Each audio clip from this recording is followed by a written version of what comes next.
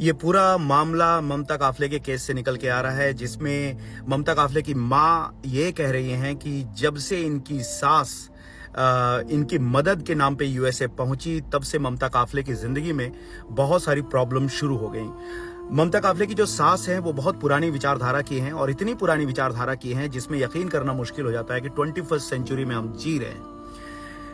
नेपाल में एक प्रथा के अनुसार जब औरतें पीरियड से गुजर रही होती हैं तो इनको बिल्कुल अलग कर दिया जाता है। यहाँ तक कि इनके खाने पीने का भी ध्यान नहीं रखा जाता, जैसे कि किचन में घुसना तो मना ही होता है, और भी बहुत सारी चीजों से बिल्कुल दरकिनार कर दिया जाता है। और ये प्रक्रिया कम से कम 1 हफ्ते के लिए चलती है।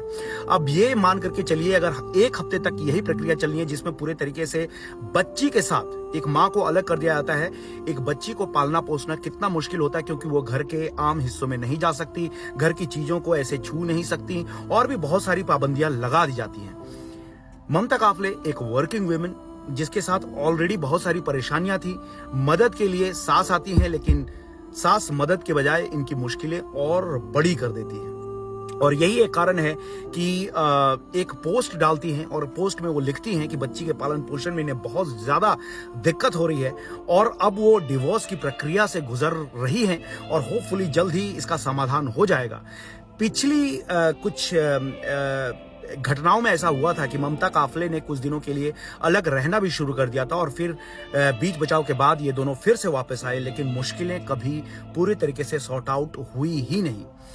अब जैसा कि आपको मालूम है कि ममता काफले गायब हो चुकी हैं, और ऐसी 99.99% चांसेस हैं कि ममता काफले अब इस दुनिया में हैं ही नहीं। उस 1 साल की बच्ची जिसने अपना बर्थडे 22 अगस्त को मनाना था, उस बर्थडे को वो अपनी माँ से अलग हो गई।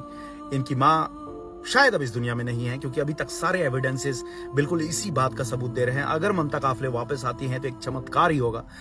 नेपाल में इनके माँ पिता का बुरा हाल है, रो रो कर, और वो अब बस इसी उम्मीद में बैठे हुए हैं कि किसी तरीके से उनकी बच्ची को ये हासिल कर पाए, क्योंकि वही एक ममता की याद है। और इस पे अब यूएस अथॉरिटी क्या फैसला सुनाती है वो एक सोचने वाली बात होगी। लेकिन ये जो पूरा का पूरा मामला है, ये सोचने पे मजबूर कर देता है कि 21st सेंचुरी में औरतें जिन जिन मुश्किलातों का सामना करती हैं, सिर्फ दकियानुसी विचारधारा की वजह से, कि अगर एक औरत, और कई नेपाल में कई भी, नेपाल क्या कई भी, अभी भी इंडिया में ऐसे गांव देहात हैं जहां पे औरतों को बिल्कुल अलग कर दिया जाता है।